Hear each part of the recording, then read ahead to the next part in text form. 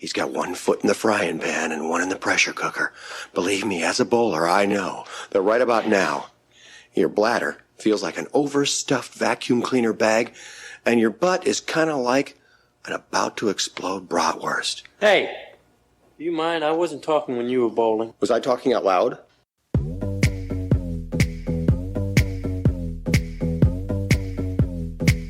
Welcome to Munsons at the Movies. My name is Kyle. I will once again be your host.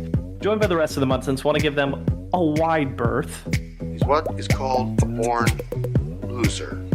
A real Munson.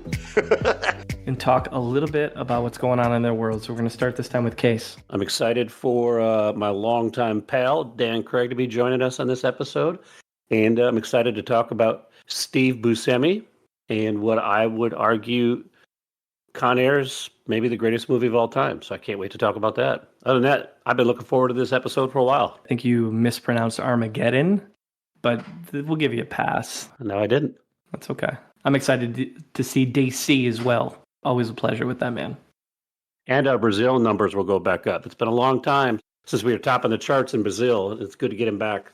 All right, James. Yeah, so my New Year's resolution was to lose weight and get in shape, and I'm off to a blazing start because of this one trick that personal trainers hate, and that's get violently ill from a stomach bug you get from your daughter and be bedridden for days. I lost about 7-8 pounds in Nice. 48 hours. Congratulations. Yeah. Best I've looked in years, guys. I got to be honest. Yeah, you make it sound like it's a bad thing. I don't like your tone. I looked like Doc Holliday in Tombstone.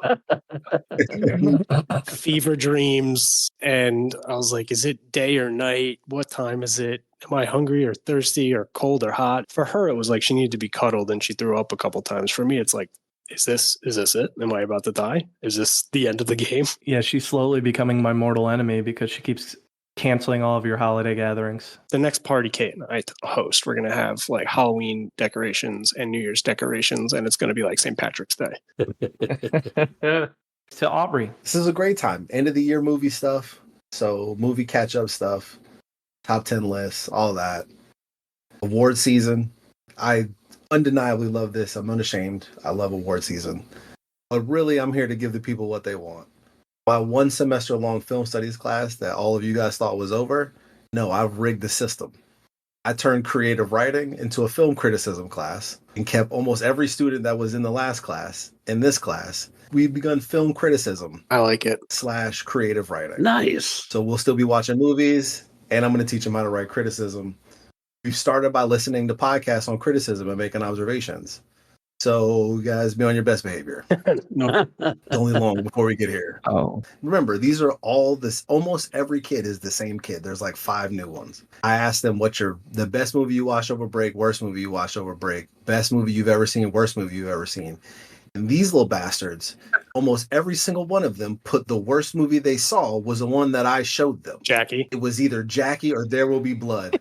And I just kept reading these papers and I was just, how dare you? How dare you? I stopped reading them at one point, put the papers down and said, why are you guys trying to hurt me? Why are you the way you are? I'm a person too, damn it. I got feelings. They said, show us better movies. I see a contest. I think the top student in your class gets to be a guest. Ooh. No, we'll let them record something we can put on. They don't need to be here for the full time. That's true. That's fair. I just want to say thank you to all of you and your understanding for moving this to 48 hours after the national championship for my Michigan Wolverines. And I'm still riding a high right now. Did we cheat? I don't know. Who knows? We're going to enjoy our name being on that trophy for a little bit. The state of Michigan has not been this pumped about football in a long time. So my dad was texting me like a 13-year-old boy the other day, so giddy about what's going on. So we don't know how to handle our emotions at all right now. I've been hearing about this nonstop since June. I've heard about Lions Twitter. I've heard about Lions group chats with friends. I've been all in. I'm a supporter. I want my friends' teams to do well unless my friends like the Broncos, Chiefs, or Chargers, in which they're not my friends. Raiders fan. So I never have to worry about that. So I'm all in on the Lions. Go Lions. There's a plus side to us moving this, and it relates to the episode tonight. 25 years ago tonight was the debut episode of a TV show that we will talk about later. Oh, teaser. All right. Well, let's hold that. That's a good transition here. Originally, we were going to have Sam Phillips here as our guest. Sam was originally with us for a couple episodes before, but he couldn't join. He had a thing come up with his son, and they just had to take advantage of the opportunity. So Dan Craig's going to pop in as a kind of last-second ask guest within the last 48 hours. He's a high school English and film teacher and has the dubious distinction of knowing Craig Case for the past 20-plus years. Having joined us previously for Chris O'Dowd, Tim Roth, Willem Dafoe, David Spade, Maggie Smith, and William Atherton, he becomes the first 7-time guest Munson. Excited to have Dan. He's got some things going on in his life, so he'll jump on at some point in the recording, and we'll welcome him with open arms. I've been friends with Dan Craig over half of my life at this point. I'm fired up about that. Let's harness that and go into a birthday segment. How about that? Birthday is January 18th. Let me tell y'all, January 18th is jam-packed with birthday options. So picking 3 was a challenge, but I think I picked 3 pretty good ones here. So first and foremost, we're going to go with Kevin Costner, Mr. Waterworld himself, Mr. in all the baseball movies, Mr. Draft Day, Mr. Pretty Damn Good Actor. How old is Kevin Costner? Yellowstone. Kevin Costner is a handsome 62. 70. 74. Oh boy. I don't like where my... This is playing my game. Kevin Costner is turning a fresh 74 years old, so Case on the dot. Oh my God. Ace is playing my game. I cannot believe Kevin Costner's turning 74. It's insane. Looks great. I know. Yeah. Shout out to KC. Next up, Dave Bautista. Ooh.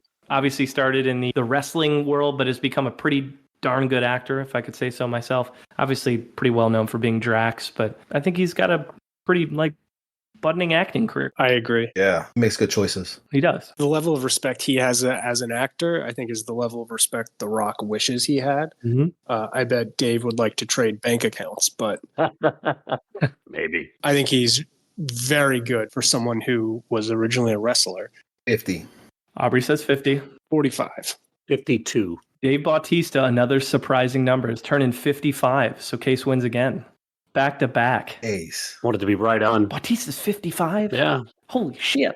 Happy birthday to him. That's a wrestler thing. As someone who's watched wrestling for a long time, if there's any wrestler that you're ever interested in, look them up. I promise you, they're almost every time they'll be 10 years older than you think they are. And like a good 6 inches taller than you think they are. Yeah. All right, last one for today before I read the honorable mentions. We have Jason Segel. Very funny guy. He's in a lot of movies we've talked about recently. Forgetting Sarah Marshall is the one that comes to mind immediately. What else has Jason been in that we love? He's in Shrinking on Apple TV, which is good. End of the Tour? Isn't that him and Jesse Eisenberg? Oh, yeah. End of the Tour. Yep. Good film. Good movie. Yep. Sex Tape. Not a good one. Bad Teacher. How I Met Your Mother. Yeah, I was about to say How I Met Your Mother is probably the big one he's known for. So how old is Jason Segel? Give me 48. 45. 49. All right, you're all over, so I'm going to give you another opportunity to guess. Ooh. Oh my God. 40. 44. I'm going to go down a year. That's the right play. 43? Damn it, Case. Jason Segel's turning 44, so James on the dot. Smart move. Damn. Oh, nice. It's the right play. Tried to trick me, Kyle. He's been in the game a long time. That's impressive. Uh-huh. But just to give you an idea of some of the other names, Mark Rylance's birthday is January 18th. Cary Grant. Yo, 105. Danny Kaye, Paul Freeman, and MC Gainey all have birthdays on January 18th. Another Con Air actor. And my brother, Brian. Happy birthday, Brian. Happy birthday, Brian. I will say I like that Kyle name dropped Cary Grant, who is dead. But if he was alive today, he'd be turning 120. I think so is Danny Kaye. Both of them dead. Those are big fucking names, man. I never would have guessed 120. He said Cary Grant's name, and I go, "Are we allowed to do dead people in this?" I was gonna say, I was like, I don't know if it counts as a birthday anymore if the guy's been dead for 40 years. Birthday, man. Happy birthday to them and everybody else. We're at episode 95. The 5 actors we threw onto the wheel. It was an all-dude edition of the wheel. We had Frankie Faison, Keenan Ivory Wayans, Benedict Cumberbatch, Michael Kenneth Williams, but it doesn't matter because the wheel picked the guy from Staten Island, Steve Buscemi. It's not from Staten Island. I know, and Don't disrespect my islands. he's born in Brooklyn, just so we're on the same page. Which is Long Island. Steve has 176 acting credits, so he's done a shit ton in his career.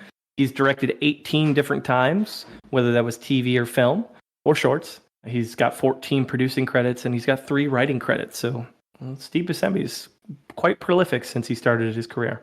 But before we get into all those details, we always start with a little actor trivia to see if James can stump us, Fast and Furious style. Obviously, you guys are part of the initiated, but to Aubrey's students and new listeners at home, what I do here is I'm going to read 3 facts off about Steve Buscemi. 2 of them are going to be true. One of them is not actually going to be true about Steve, but is going to be true about one of the illustrious cast members of the Fast and the Furious franchise. The guys here are going to have to guess which one that is. Fact number 1, was jumped at a bar as part of a gang initiation, resulting in glass being smashed over his head, which required 140 stitches in his face. Fact number 2, is attributed to being the inspiration behind 3-time Grammy Award-winning, 2-time platinum musician Alicia Beth Moore's stage name. Alicia is better known as Pink. Fact number 3, anonymously worked 12-hour shifts for a week straight, digging through rubble looking for missing first responders, immediately following the September 11th terrorist attacks. Wow. These are awesome. I don't know if number 2 is true, but I think that's such a fascinating fact. I feel like number 2 is true because Mr. Pink. she's weird enough for that to make sense. Could be Reservoir Dogs, Mr. Pink. I'm going with number 1, and that is Tyrese, and I'm not even doing my rapper thing, even though I'm still doing my rapper thing. He was jumped in a gang. That could be real. Like, I would believe that. I got a slightly different take this week. I think the lie is number 1 also, but it's about the birthday boy, Dave Bautista, who actually turned down a spot in the Fast and Furious franchise because he, quote, wasn't interested. Case is on fire today. That's the way to play the game. I feel like James would do that. Uh-huh. I do too. Number 1, Batista. Part of me thinks this is one of these is an MC Jin thing because of the last episode. He was like, I gotta squeeze in some MC. So maybe, but I think it's got to be State Farm commercial star Luda. Oh, yeah. Because I saw that commercial 25 minutes ago before we started this episode. I got to go with fact 1 as well. I think Luda might have had a rough and tumble beginning. 440 stitches. Luda. Isn't that the plot of Hustle and Flow? You mean Whoop That Trick? Great song. Everyone guessed fact number 1, so I will leave that, and I'll start with fact number 3. Anonymously worked 12-hour shifts for a week straight, digging through rubble looking for missing first responders immediately following the September 11th terrorist attacks. So prior to being an actor, Buscemi was actually a New York City firefighter. And when September 11th happened, he showed up to his old firehouse the day after, and he volunteered to, 1, help look for his former comrades, but 2, to show support in any way he could. He's actually so supportive of firefighters that he's been arrested twice protesting in support of New York City firefighters, and he's still a volunteer firefighter to this day. No one guessed fact number 2, which is that he's attributed with the inspiration behind 3-time Grammy Award-winning, 2-time platinum musician Alicia Beth Moore's stage name. Alicia is better known as Pink. That's true. A future music sensation, Alicia, aka Pink, watched Reservoir Dogs with her friends, and they all agreed that her personality was very similar to the character Mr. Pink, which was played by Steve Buscemi. They also thought it was really funny irony because she's a tomboy, and pink is such a feminine color that the nickname stuck. And then she's like, I guess that'll just be my name because that's what my best friends call me. That's the coolest fact you've had in a long time. Isn't that nuts? So cool. It's so cool. I love that. Fact number 1, which everyone guessed, he was jumped at a bar as part of a gang initiation, resulting in glass being smashed over his head, which required 140 stitches in his face. Well, in April of 2001, Buscemi was stabbed in the throat, head, and arm during a barroom brawl in Wilmington, North Carolina, while filming the movie Domestic Disturbance with Vince Vaughn. Vaughn was also included in the barroom brawl and was arrested for refusing to disperse when ordered by the police, and he was eventually charged with misdemeanor assault for beating up the person who stabbed Buscemi in the face and the neck. So Buscemi was cut deep to the face. It's left a noticeable scar on his face. However, no glass was smashed over his head because unlike that, what happened to Steve, which is horrific, it actually happened to Jason Momoa, who famously portrays Dante Reyes in Fast X. He was jumped by a man in a bar trying to be initiated into a gang, which resulted in 140 stitches in his face. Yikes. Like the biggest fucking dude in the bar, huh? What a choice. Yeah, He had to be smaller then, right? of course. He had to be. No, I think he was actually pretty huge because that was like right around the time Game of Thrones was around. But the Buscemi story, dude, is pretty wild. Yeah, it is. Him and Vaughn went to a bar like on their night off from filming. And the way the story was told is this girl comes over and starts talking to Vince Vaughn. Again, in 2001, this is like the peak of Vince Vaughn's starting rise to fame. And then all of a sudden, that girl's boyfriend shows up and is like, "You hitting on my girl, bro?" And Vaughn's like, "No, I'm definitely not." And Steve Buscemi tries to de-escalate the situation, and kid's getting more and more aggressive. And eventually he's like, "All right, let's go outside and just relax." And again, he's trying to de-escalate the situation.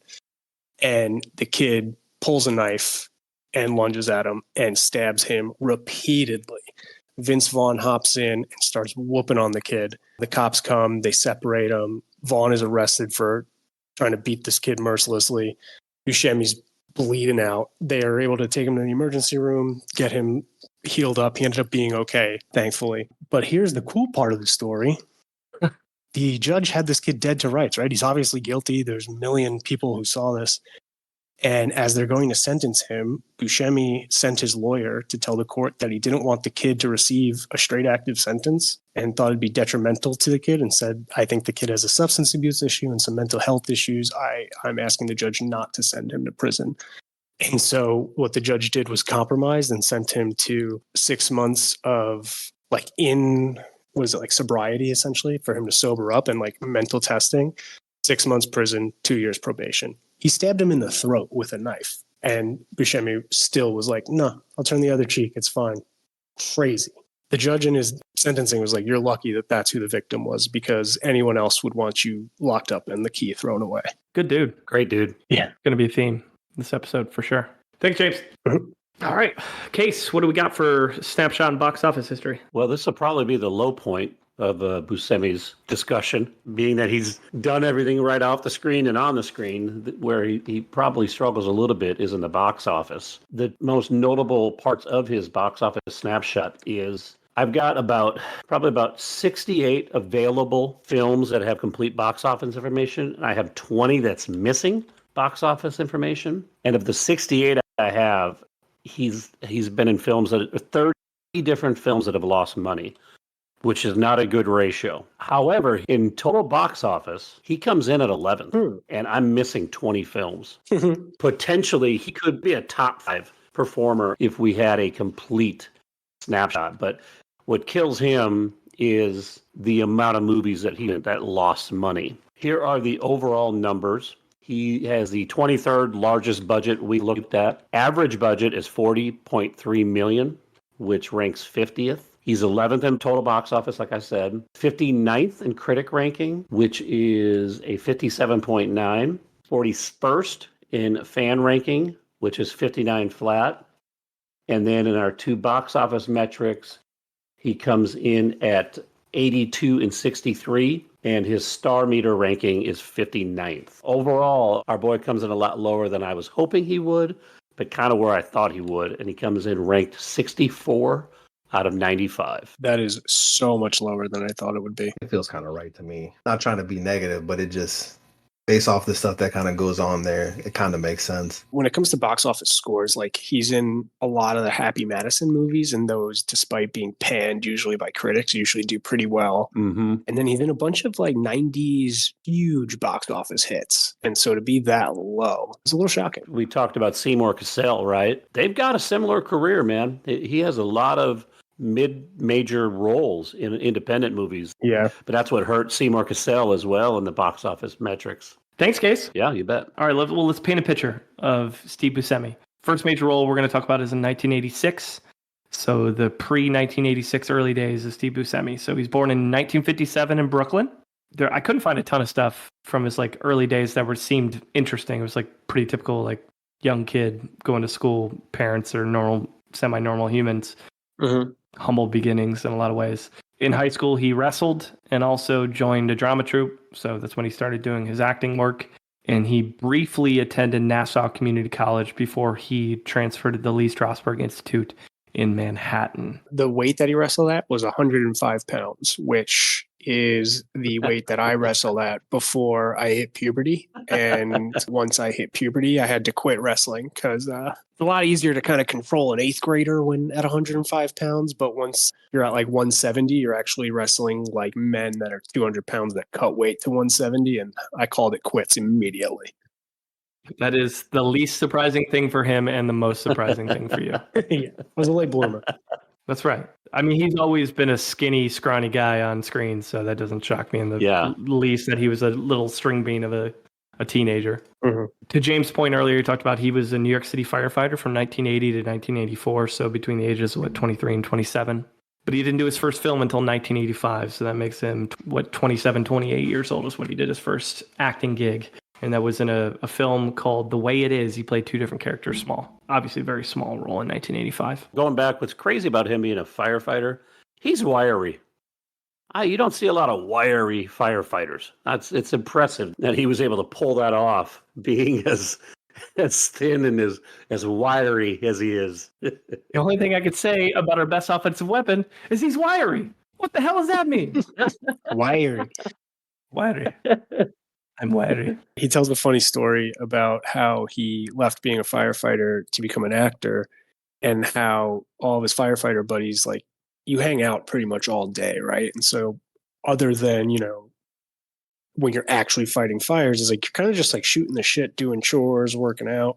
It's like, and you're in your own world. And when I told them I was quitting to become an actor, immediately they're like, hey, like, if you need any money, let us know. Like, we know, you're going to be a struggling actor. We'll do whatever we can to take care of you. He's like, and until I got my first role and they saw my name in the newspaper, and immediately they rescinded all those offers. And they're like, did you see Steve? He made it. He's famous. And he's like, I didn't have the heart to tell him, like, I got paid like $40 for that role. Like, I definitely need couches to sleep on. Like, I have not made it. He's like, but because they're in their own world, they're like, yeah, he's an actor. He's super famous now. He's like, I was not super famous. That was not what was happening. I don't think The Way It Is was quite the rocket ship to stardom he might have wanted it to be.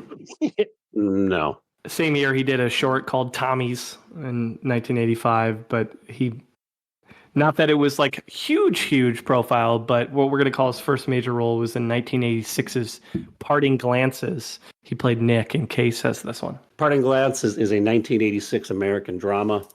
A couple weeks ago when Laura was on, I think, was the episode, right, Kyle, where we were talking about the movie from a film class? Yep. This had that kind of feel. Yeah, I don't know what it was, but it just had this feel that it was kind of a film project. Buscemi, who, in my opinion, is the central figure in this movie. The whole story revolves around him, and he's kind of the central character that connects a lot of the other characters. It's essentially about a guy in the mid-'80s. Keep in mind that was a really scary time with AIDS, and his character has AIDS. As you go through the movie, they kind of portray how certain people are treated. In one scene, they're at a party, and this guy sees him. He hadn't seen him for a while. He's talking to him. He goes, "Hey, how you doing, blah, blah?" And they're talking, and they're having a great conversation.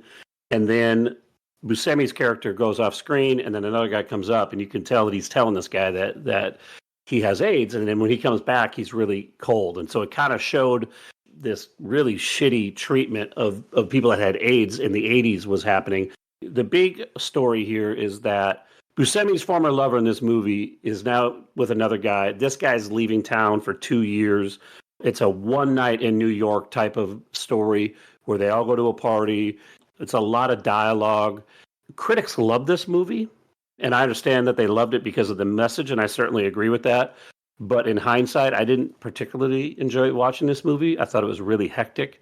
It was very hard to get into any of the characters because it was almost like it was a really well-written story. It was almost like the director was like, hey, just be however you want to be. And then, so none of the characters really fit together.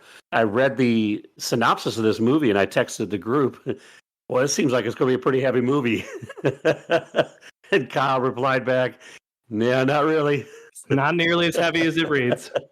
No, and maybe that's a good thing, right? Especially for when this movie was, because it's also tough critiquing a movie that happened in 1986 about a topic that, I mean, barely anybody talks about that topic anymore. And so it's tough to critique that movie. So the message wasn't nearly as powerful now as it was back in the 80s. I thought he was good.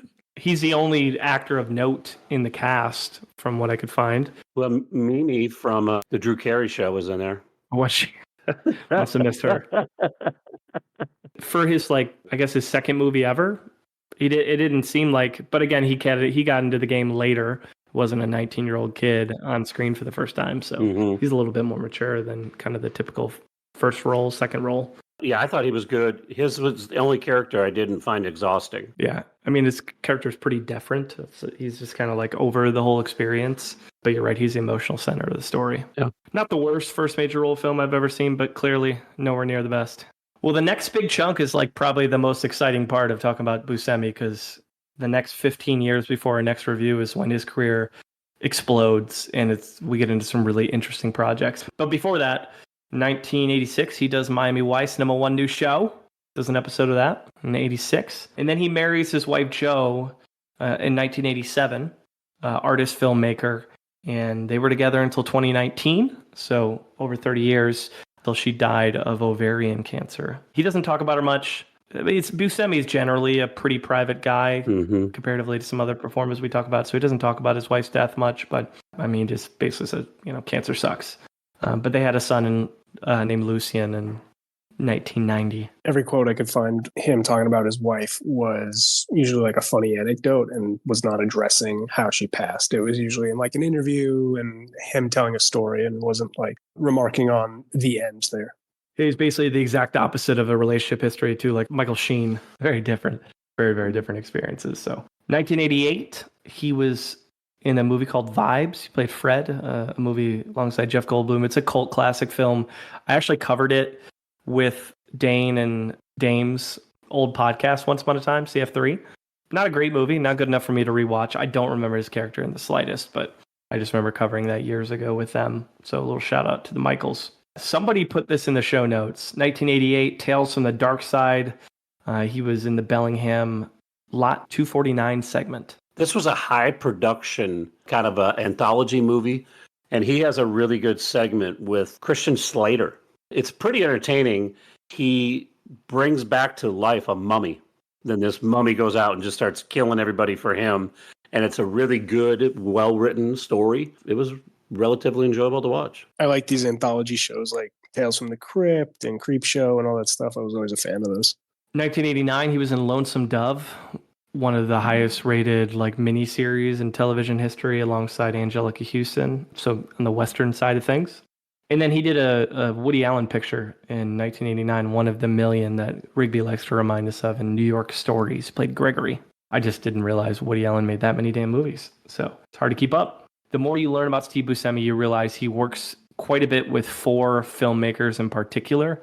And one of them is the Coen Brothers. And his first Coen Brothers film that he did was Miller's Crossing in 1990 alongside Gabriel Byrne and John Turturro. He played Mink. And if you are a longtime listener to the show, you know that one of the biggest controversies we've had was Warren and Rigby going at it on Miller's Crossing and whether they thought it was a good movie.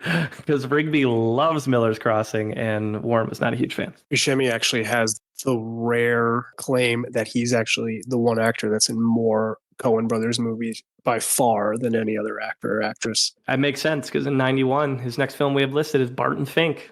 Played Chet, another John Turturro Coen Brothers film. A weird, off-the-wall film. John Goodman is the person I always remember from that movie. His character is just very, very bizarre. Bizarre film in general, but does a lot with Coen Brothers there in the early 90s. That next one, though, Tarantino, 92. Reservoir Dogs. He plays Mr. Pink alongside Tim Roth. And I read that Tarantino actually wrote this part for himself originally. Yeah. And then cast Buscemi to play that role. In all the roles that I really like Buscemi in, it's always the slick talking voice of reason that I love him in.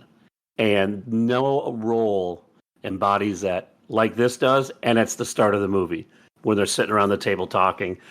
And even I love with Tim Roth, right? Yeah. He gets done with his speech about tipping, and even Tim Roth goes, "I think I agree with him. I'm going to take my money back." And in an odd way, that whole movie, he's really a voice of reason throughout the movie, whether or not you like his reasoning with tipping waitresses or not. I love him in this role. I think this is his wheelhouse. I agree. I think he absolutely steals every scene that he's in. This is Tarantino's first movie, and that opening scene with the round table dialogue of all these bank robbers that immediately is just like comes to a screeching halt when Steve Buscemi explains why he doesn't tip is so Tarantino that it's crazy that this is his first movie. And I agree. I think the monologue that Buscemi gives is like, you immediately are like, dude, you're such a slime ball, but like, I get your reasoning, but it's like slimy. And I think it's a great way to start that movie. Yeah, this is one of my favorite openings of all time. I think about it constantly. I love this movie. I absolutely adore this movie, and Buscemi is incredible in it. It's one of my favorite roles that he gives. Because a lot of what you guys said, he's able to balance that. It's so captivating, and the way he can take Tarantino's dialogue, which is already really thoughtful and like really interesting, I should say, and dynamic, he elevates it in a way that's really compelling. I love this movie. And I would point out too that until Reservoir Dogs, I guess Parting Glances, I mean, he has a bigger role in that narrative. But a lot of those other films I just mentioned, even the Coen Brothers, Barton Fink, Miller's Crossing, they're small parts. Mm-hmm. They're not top billed characters. I mean, his role is Chet and Barton Fink. He's like a bellhop. He's in a couple scenes. I mean, it's pretty minimal. He's got a lot of screen time in Reservoir Dogs. So this is kind of his, it'd be hard to say first major role because, yeah, he did play such a big role in Parting Glances as in an indie film, but this is a meaty one. I also love the irony. We won't talk about it, but in Pulp Fiction, he plays Buddy Holly, a waiter. Yeah. It's the first movie I ever really saw him in, to be honest. I don't know where you guys all entered in on Buscemi, but that was my first experience with him when I was a sophomore in high school. I never looked back. He was awesome. He like blows everyone off the screen when he's on in that movie. You agreed with like the sentiment of all of us. Pretty much that's like exactly what we were all saying. Yeah. From his first monologue, you know, about tipping and everything he says there, like he just and it's not hard. It's not easy to do.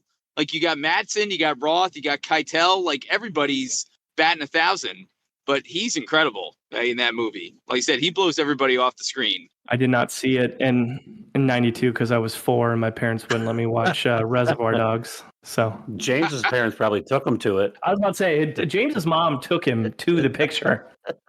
I don't know what my first Buscemi movie was, but I do know that I very much saw that movie way too young. I didn't see it at 4, I assure you, but I definitely saw it way too young. Oh, 4 seems like the right age. Well, you know what you do when you're in Tarantino's first film and you're just riding that high as your career skyrockets, you take your talents to the Adventures of Pete and Pete on Nickelodeon for a couple episodes. That is what you do.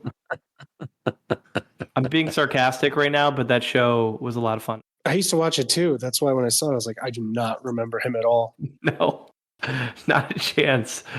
Danny Tamarelli. Yeah, I remember Danny, and I remember what his older brother looked like, but I don't remember what his name was. The older brother was in Home Alone. He's one of the siblings in Home Alone. That's the only other thing I remember the kid from. He's also one of the cops from the bad police station in Super Troopers. Well, same year, he gets his first ever lead role in a film. And that is a movie we gushed about on the Seymour Cassell episode. And that's In the Soup. He plays Adolfo. There's very few times when we have a movie that everybody has seen in prep and everyone collectively adored. So you should definitely go check out that movie. Seymour Cassell is so captivating in that film. Yeah. It's all from Steve Buscemi's character's narrative point of view. But you should definitely go listen to that episode if you want a deeper dive. Buscemi alone with the scenes where he's recording those, what was it, video dating? Yep. It's awkward. Watching those scenes is worth the watch alone. Mm-hmm. Definitely. And I think Sam Rockwell's in that too. I think he has a small part as well. Definitely worth checking out, but his first lead role on film. He also makes his first appearance on SNL in 1994, also appears again in 2000, in case you're a resident SNL expert. Anything that stood out from his appearances? He may have had a coaching one, but I'm trying to remember if he did any of those high-profile casting tapes where they would do like famous actors doing Star Wars. I'm sure he was great, especially being a New Yorker. Man, I bet he rocked it. Doesn't he do one of the Bill Brasky skits with Alec Baldwin? Where they're all sitting around the bar and like, Bill Brasky! Like, I want to say he's in one of those. I think he does, and I'm sure he kills it. And for those that don't know what it is, it's these guys sitting around the tables getting wasted, and they'll just tell the most outlandish story about something that happened, and it always ends up coming back to, you know who it was? Bill Brasky. And then they do a Bill It's really funny. Yeah, I want to say he's in one of those. I think you're right. I think he showed up on SNL because of his role in '94's Airheads. He played Rex, a movie that I rewatched. I forgot how much I enjoyed Airheads. It's dumb, but it's a good time. And he is, how would you describe his character in that film? He is kind of the antagonizer of the group, of the three of them. Yeah. Yeah. I mean, he's the one who basically is like, we're taking fake guns with us. So he is 100% the problem. I always get thrown off by this movie, which probably better now than it was then. I always get thrown off, though, because I feel like they were trying to make Adam Sandler like a sex symbol in this movie. They were. Yep, he's supposed to be a little bit of a womanizer. That was not the direction his career went after this. And so I always get taken aback by that. But he's just this slick talking, fun to listen to, delivers lines great. It's a fun role. 95, he plays Nick in Living in Oblivion, an indie film about an indie film set where everything goes incredibly wrong, from how the actors are treated to the smallest production issues possible. It is a very, very highly rated indie film. I found it thoroughly enjoyable, and he nails it as the director who slowly is losing his damn mind as everything goes wrong around him. Highly, highly recommend. There's a whole dream sequence at the start about how a film set can just be an absolute train wreck, and then it continues to be a train wreck when he gets to the set itself. So it's usually pretty well reviewed because of how accurately it portrays the chaos on movie sets. So if you're into that kind of thing, I highly recommend checking it out. And Buscemi is the lead in that one. But 95, Desperado, he plays Buscemi alongside Danny Trejo. Danny Trejo, the knife-throwing assassin. Man, does he have an entrance in that film, eh, Case? So I worked at the theater when this came out. There was 2 scenes that we had timed that you'd go watch. And this was always one of them. And you just go in there, and I just love his ability to make these people interested in a story that he's clearly got self-interest in telling, and no one's listening to him. It's just great. Cheech goes, yeah, you got any beer here? And he goes, oh, I got his piss warm, whatever he says. He goes, oh, that's my brand. Chongo. Piss warm Chongo. He goes, oh, that's my brand. Biggest Mexican you've ever seen. Oh. Yeah, that's a great line. In walks the biggest fucking Mexican I've ever seen. And it's how it starts the movie, right? So he's in 2 iconic scenes starting a movie. Yeah, this movie's wild. I watched this one for the first time. I don't really know why I watched it, but I did. Well, I'm glad you did. It's a fun movie for sure. It's crazy. It's like everything that a 90s action movie is supposed to be. Completely absurd. The time period is ambiguous. Are they in a Western? Is it the 90s? I have no idea, actually. Buscemi's awesome.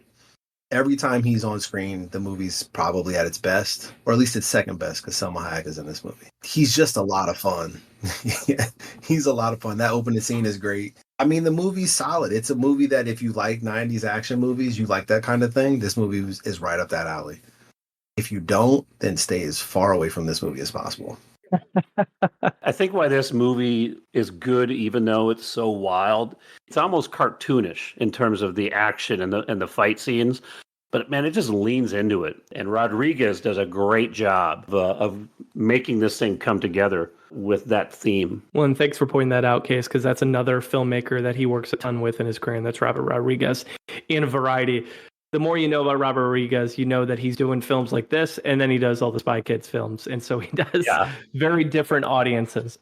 Super interesting filmmaker. Yes, very. Yeah. That's the third big one here. And if it's okay, I'm going to name the fourth one because I almost forgot this film in the show notes. and that is Billy Madison, 1995. Oh yeah. When Billy Madison calls Steve Buscemi, who is the guy he bullied in high school, to apologize to him. He proceeds, after he hangs up the call, to put on lipstick in his room, and he crosses Billy Madison's name off his kill list. And then Buscemi is the freaking hero in the movie because he takes out Eric, that sneezing little weasel, at the end of the movie. And what is the iconic line that Billy Madison says about Buscemi's character? I'm glad I called that guy. I'm glad I called that guy. Yeah, that's my favorite part. Is like, oh, don't even worry about it. Like, I'm not worried. Like, it's not even a big deal.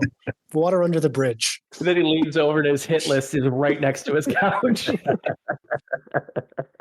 So there you go. You got his first film with Sandler. You got the Robert Rodriguez connection. You got Tarantino, and you got the Coen Brothers. So by 1995, he's worked with all four of them in something. Another Rigby favorite, John Rigby especially. John Rigby, one of our guests. His Discord name is Jerry Lundegaard. So whenever he joins us, oh yeah, that's right, John Rigby, huge Fargo guy, big Fargo guy. What a film, what a performance as a baddie. I mean, he does this a little bit in Airheads, right? He's part of the good guys, but has kind of a turn like that. But he is truly a maniacal little asshole in this movie. His like manic energy is what keeps you on edge in this like dark comedy, right? Because there is a lot of funny laugh out loud moments, but like you see the wheels kind of coming off already when they introduce his character, and he is talking like he's coked out of his mind and going a mile a minute, and he's irritated and he's furious. And I think that balance with Peter Stormare's like dead quiet, kind of like an oath that's incredibly intimidating, is such a funny chemistry. I think they play off each other really well. His reaction after he gets shot in the face when he's confronting Stormare, I will never forget that scene. He's so convincing as a guy who just got half his face blown off. He's like, hey man, here's 40 grand for you. Here's 40 grand for me. And how are we going to split this car? He's like, oh, we'll just pay me for it. He's like, Fuck you, man. fuck that. He's like, I'm not going to fucking pay you for that. He's like, I got my fucking face shot off. I've been putting up with your bullshit all week.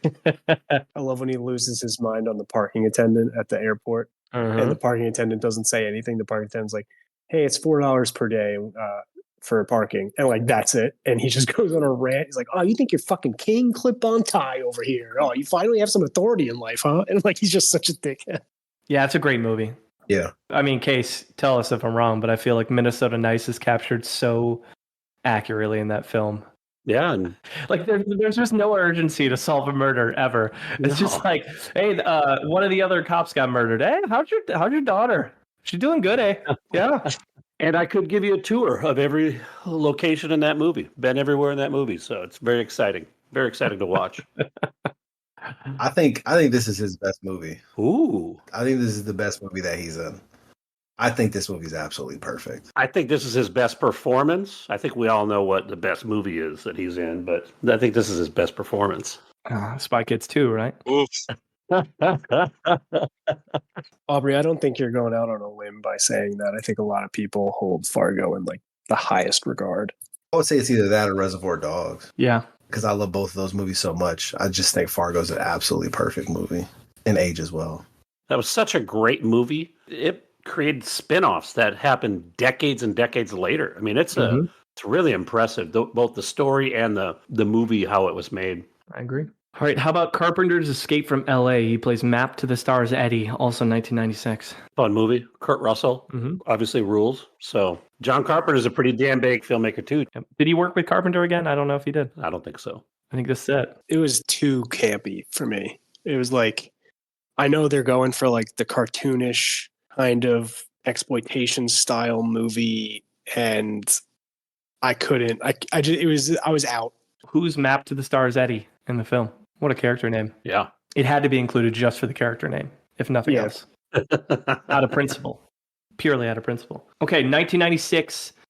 His first big directorial premiere was in the film Trees Lounge. So not only did he direct it, he acted in it, one of the main characters, and he wrote the film, and he filmed it in his hometown, which I think is pretty cool. It's a story about kind of a deadbeat mechanic. He plays a mechanic who takes over his family member's ice cream truck after his family member passes away.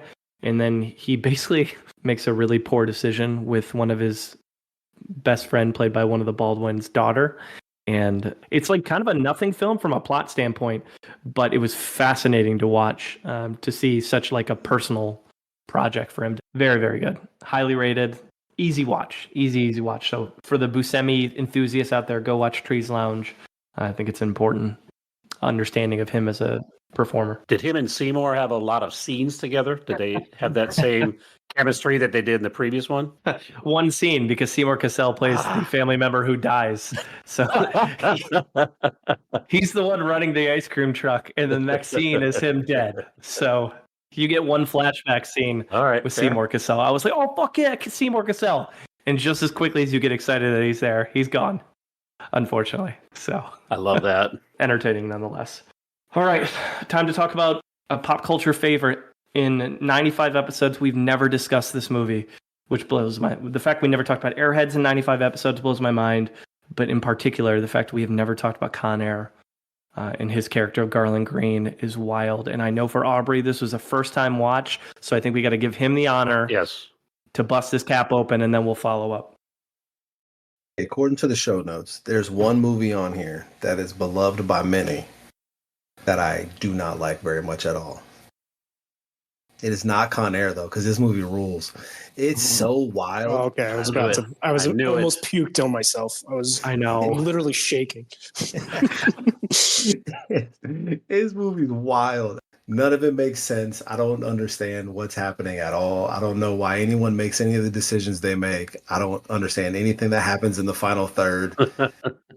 This movie, it's just a blast, though. Like, it's just fun. Like, it captures that like 90s action movie. Like, we're just gonna have as much fun as possible. Yeah. You know, to say something that's not like, I would actually give like real criticism. The special effects aren't terrible. Like, I thought they'd be much worse for a 1995 movie about something like this. I think the plan is terrible. Like, the idea of having this plane is a terrible idea. Convict. Which is why I don't think it exists in real life. No spoilers, but it does go awry. There's not a lot of PhDs in the bunch, Aubrey. I don't know if you knew. I mean, no one could have foreseen it going the way that it goes. But even like just generally, it's a bad idea. Like this plane goes awry within seconds. Yeah. Like the door closes and they start the plane and immediately it's taken over. That's what you get. But this is just a bad plan. Like, just from all sides of it. Who came up with this and who signed up for it and who paid for it? The same guy that wrote The Beautiful Girls. That's right. Banger after banger over there. This movie's amazing. This is about a story of what lengths one man will go to get a stuffed bunny to his daughter. Yeah. Cameron Poe. It's a heartwarming story.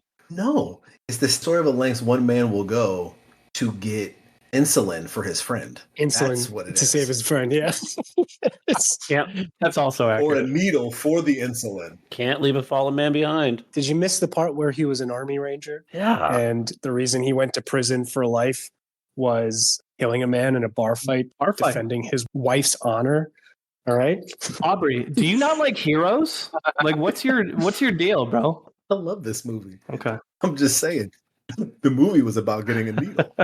If I was his daughter and I saw this movie, I would be furious. I've got two things to say about this movie. Number one, it probably changed my life in many ways. I can't really go into that. And then number two, it has an incredible cast. And for anybody that's in this movie, I can certifiably say this is my favorite movie they're in. It's not their best role. If you're in this movie, it is my favorite movie you're in, Steve Buscemi included. Or should I say the Marietta Mangler? Garland Green. Garland Green. National treasure. Loves tea time, you know? Good singer, too. Who knew? Cole Meany, John Cusack, John Cyrus the Virus. Come on. Funnest movie. Best movie.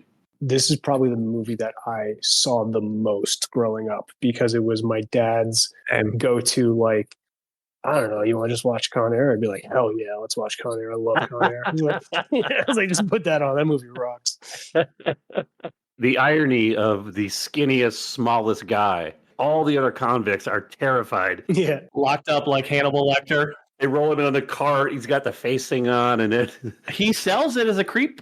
Just a creepy motherfucker. Oh, he's great. Sells it. He's. It's like if we take your muzzle off, you're gonna play nice. Aubrey, I'm glad you got the opportunity. Me too. Here's my hot take. Buscemi's got the best arc of the movie, and it's a testament to his performance that by the end you are cheering for him to win at the craps table at the very end of the movie. Turns out he's not that bad of a guy. Right? He's not that bad. He just got hungry sometimes. Right? That's all it is. He just gets hungry. Who doesn't? He doesn't kill the little girl in the bombed out pool. Nope. Right? He plays with her, shows her some guidance. Yeah, gets back on the plane. Right? Ends up a happy ending in Vegas for him. Yep. Right? So he's got the best arc of the movie. There's a lot of good stuff in this time period. To James's point, he's like, I watch Con Air a lot. I watch Con Air a lot, and I watch a lot of these other ones coming up a ton too. So not so much The Wedding Singer, but I did rewatch The Wedding Singer for this because I was like, I don't remember Buscemi. And he's like giving the opening best man speech at the end of at the start of the movie, and he shows up again at the end, but he's hilarious. Dude, that opening best man speech is so funny. He's drunk and he is just kind of using it as an opportunity to talk shit to his dad. Mm-hmm. It's so fucking funny. He's like, why can't you be more like your brother? He's like, your brother would never beat up his landlord. He's got that shitty hair and a just creepy mustache. He went from playing a cannibal to a disgruntled brother at a wedding. That's all I'm saying. The man's got range. Mad range. Man's got range. That's right, baby. But another Sandler picture, just chalking it up here. I got another one there. And then one of his biggest ones, Donnie. Donnie! Yeah.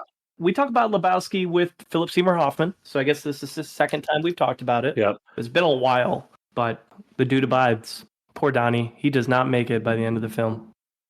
Kind of felt a little unnecessary, but that's just my opinion.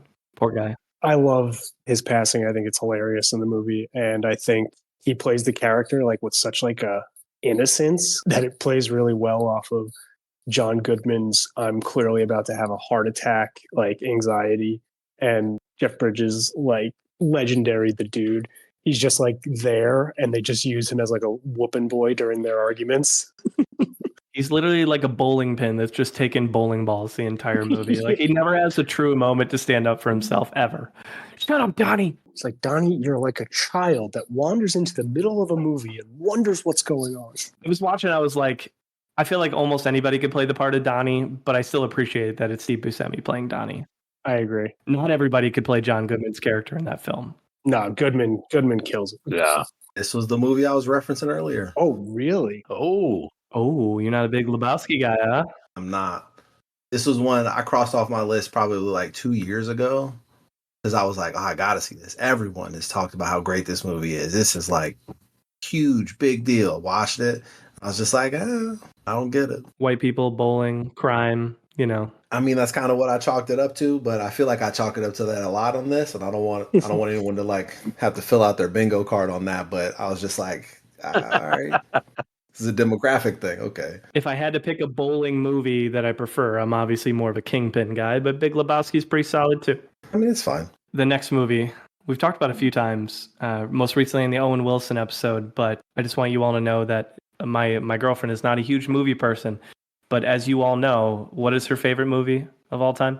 Armageddon. Baby. Armageddon, yeah. So when she found out we were doing Steve Buscemi, her first message to me was, does that mean we get to watch Armageddon? And she was here for New Year's, and we watched Armageddon, and it was just as good as the first time I saw it. I love that movie. It's ridiculous. It's over the top. I know Jim, our Canadian friend from the Film Rage, is not a big fan, but that's because they just don't have good space program up there, and he doesn't understand it. That's exactly right. Kyle, that's how we know your girlfriend's classy. She likes Armageddon. But let's get into Steve Buscemi here. Yes. He's a genius. Because I'm a genius. Captain America over here landed us 30 miles away. Iron ferrite. He's on a goddamn iron plate. I've seen this one before. This is the one where the coyote straps himself to the rocket and puts himself in the slingshot. Didn't work out too well for the coyote. Oh, man. He's got all the best lines in this movie, and he nails them. Mm-hmm. Yep. So entertaining in this. Even though he loses his shit at the end, he's still so entertaining. He's got the high voice in that one too. You know, he's a pretty good singer. Quartet kind of guy. He's singing again. The scene that I forgot about with Rockhound is when they pull up to the tanker with law enforcement, and Rockhound goes, "I swear she was 18. I swear." And I just I lose it every time. She told me she was 18. I swear. When Bruce Willis is trying to kill Ben Affleck in the beginning, and eventually Liv Tyler has to give him the speech, I've learned about being a woman from all you guys. She's like, I learned how to use a tampon from Rockhound. And he turns around, he puts the gun right in his mouth, and he's like, whoa, I told her. I did not show her. It's like, I told her. Why is he called Rockhound? Because he's horny. He was having a good time at the strip club, wasn't he? Oh, yeah.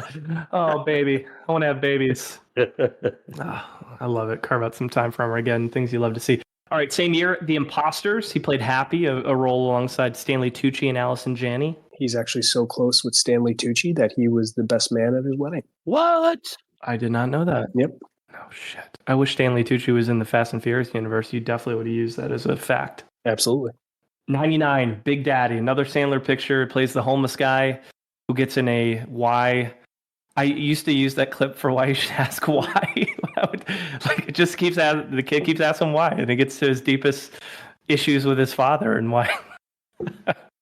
Well, I guess he never really hugged me enough when I was growing up. If you shut up, I'll bring you a Happy Meal. And he also has one of the funniest lines in the movie in the courtroom when he says, "She'll be my sugar mama." And he goes, "Damn, I got to give me one of those." He'll play these very dramatic characters in other people's films, and then he just ends up as the most zany, off-the-wall character in every Sandler picture possible, including the one that we'll talk about in a little bit that Aubrey got the pleasure of reviewing. Great performance in that. He's got a very street corner fun vibe about him. You could see him hanging out on the corner with all his buddies, just talking and making fun of people and hanging out. And that's why he does so well in these movies. Mm-hmm. Mm-hmm. He's like the fun version of a character actor. Yeah. He doesn't take it too serious, but he has the range to do a lot. Absolutely. If you really love him, it opens up a lot of films for you as a fan, because you'll see him do super serious stuff and kill, but then he'll also be in a movie for 30 seconds and be just a complete ass, and it's funny. All right, Millennium hits. He's in Animal Factory as A.R. Hosspack. He also directed that movie, which we talked about a bunch. Seymour Cassell, Danny Trejo, and Willem Dafoe. Prison movie. Pretty solid flick. Available pretty much anywhere you look. Another directing picture there. How did Animal Factory do money-wise, Case? I don't want to say it's not a critical failure if it is. Animal Factory had Did it lose some money? Well, it didn't do well. It had a $3.6 million budget, and it world grossed $44,000. James? You buy a nice car for $44,000. That's a pretty size. You can get a Tesla for that. Yeah. Low end, but you get Tesla. Of course, with the $3.6 million, you could have bought a lot more than that. Yes. It lost $3.5 million. Okay. So not the best money-making film in the world, but at least it's shown up 4 times in Munson's universe, so we'll give it that. Yeah. But still directing. Still got asked to direct again. So do we think that he decided to go to the voice acting side after he got slashed up in a bar on a film set with Vince Vaughn? That timing does work out. His voice stands out very clearly as Day in Monsters, Inc. and all the Monsters, Inc. films as Randall, who is sniveling little bastard of a character in those movies. Yeah, Randall's the bad guy in the movies. He is rat prick in a lot of ways. He's just definitely the one you're not supposed to like. If I remember correctly, Randall's the guy who can he's like a chameleon, right? Yep. Mm-hmm. Yeah, he's a bad guy. Okay. Yep, he's a bad guy. I love Monsters, Inc. That's one of my favorite Disney Pixar films. Yeah, it's great. Great movie. And it works because his character and his voice lends to that so well. Just like just a snake. Mm-hmm. Yeah. His first real awards recognition didn't happen until 2001, and that is Ghost World. He plays Seymour. That's the last movie I watched. I didn't finish it, but I was watching it just before we recorded. In an interview, they asked him about Ghost World, and he said that him and the other lead would finish a scene, and the director would walk up to them, and they thought he was going to give them some feedback, and then they'd walk right by and talk to the background actors. Oh, really? Okay. Yeah. So the main actors in there, it's a young Scarlett Johansson. Brad Renfro is in there. Ooh. Lena Douglas, Tom McGowan, some people you would recognize, obviously, outside of them. It's kind of a weird story. It's about these two girls who are just graduating high school, and they're kind of like anti-popular things, especially the main character. And she falls in love essentially with his character Seymour, who is just like this nerdy guy who can't get a date, but he's not creepy. He's just like the nicest human in the world. I didn't finish the movie, but it was getting to the point where she's like weirdly starting to fall for him, and it's becoming pretty toxic as he actually starts to meet other people. And so he's just very like endearing and charming for being a very socially awkward guy. And so it makes sense why he got a Golden Globe nom for the movie. It's just probably not everyone's taste of film, is what I would say. And then finally, Mr. Deeds, another John Turturro. Him and Turturro work quite a bit with Sandler. He plays a character named Crazy Eyes in the film. And if you remember, Sandler Deeds continues to deliver pizzas to his little hut. Do you guys remember what kind of pizza he likes? His favorite toppings on pizza? Spaghetti and gumballs. Oh, it's disgusting. It was my favorite, spaghetti and gumballs. And by the end, he's the one, because Deeds has bought them all like Corvettes, red Corvettes. And he has I think he has the last line in the film. He goes, "Damn, these things are fast." And as he runs a Corvette into something very expensive. Another ridiculously stupid character from Buscemi in a Sandler picture. This is one of the Sandler movies that I really wanted to hate, and I didn't. Because there are some of his movies that I truly despise, and there's other movies of his I consider comedy classics.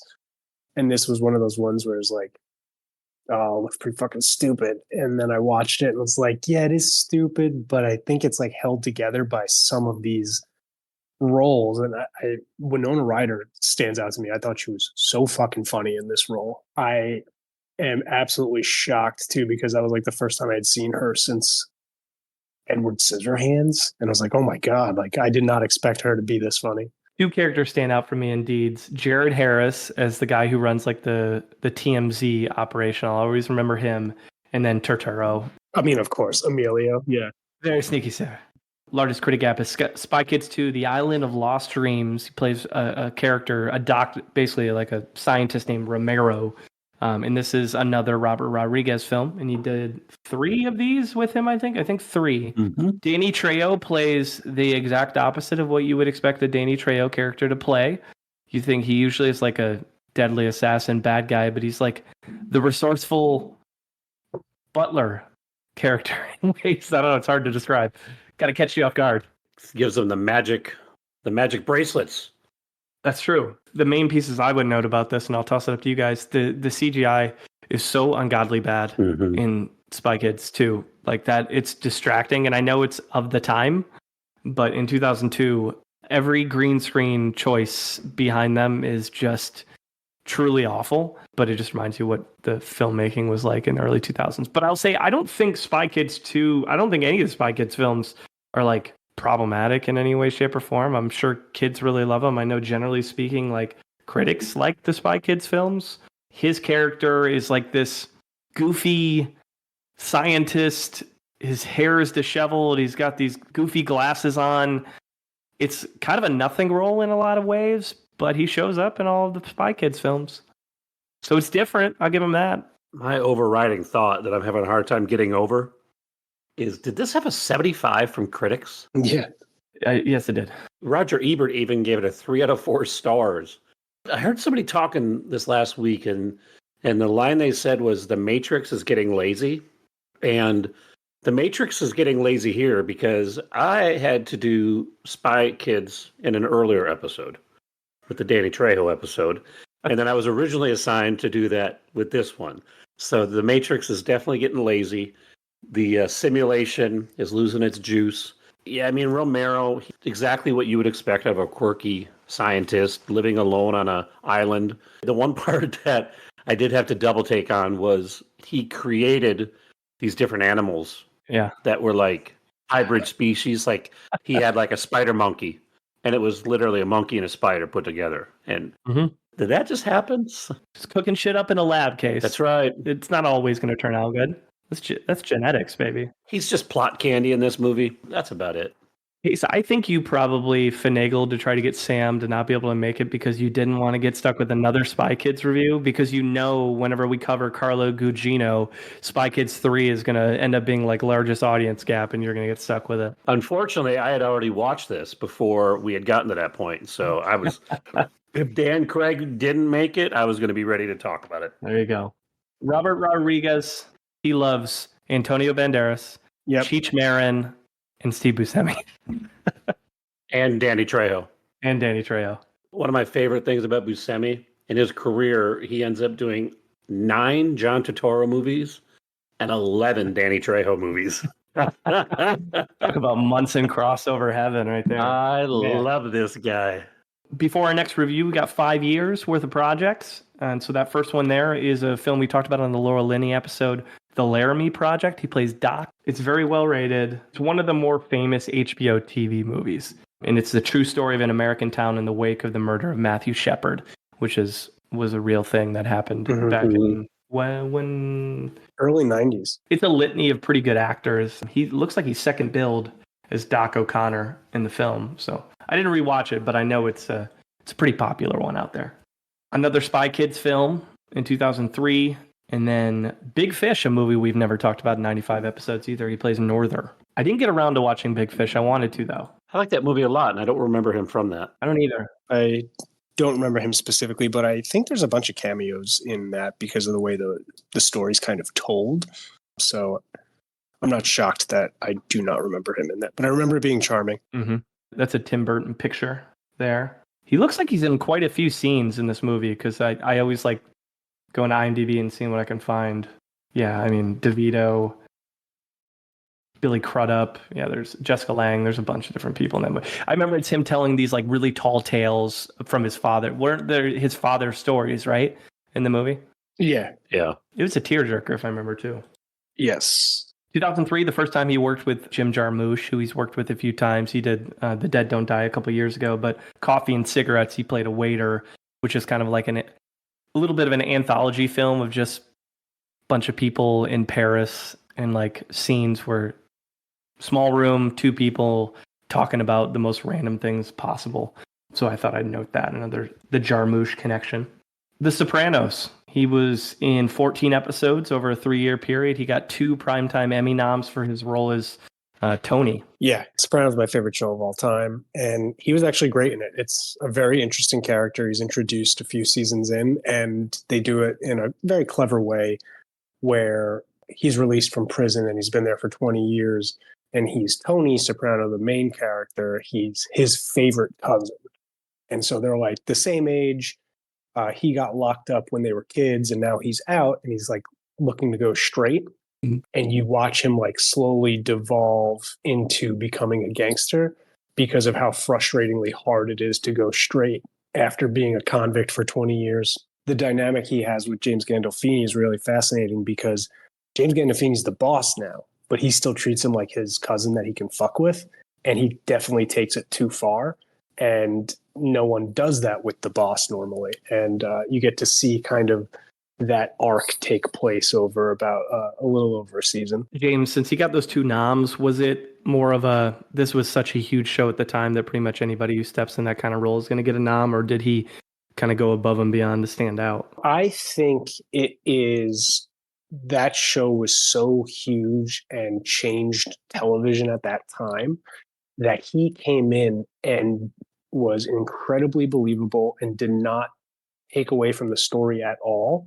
And so I think it's more so of like he added to the rocket ship that was that show and didn't take from it. And so I think that's probably why they're like, wow, look, a movie star came in and it was like, you're still immersed in this world and the story makes sense. And so I don't think it was necessarily that he like stole every scene that he was in. James, did he get any awards for directing? A friend of mine was saying that Pine Barrens, everybody loves that episode, and he was the director of that episode. Get the fuck out of here. Was he really? I did not know he was the director of that episode. Yeah, he directed a couple episodes. Yeah. Dude, the Pine Barrens episode is everyone's favorite one-off. It does not add to the plot, but standalone, it is hilarious. If you were to ask any Sopranos fans, they're like, oh, what's your favorite? They're like, well, this one, even though it doesn't really have fucking anything to do with the plot. It is so entertaining. I can't believe he did that one. Yeah, he directed that one. Pretty cool note. He got nominated for that one. Okay, that makes sense.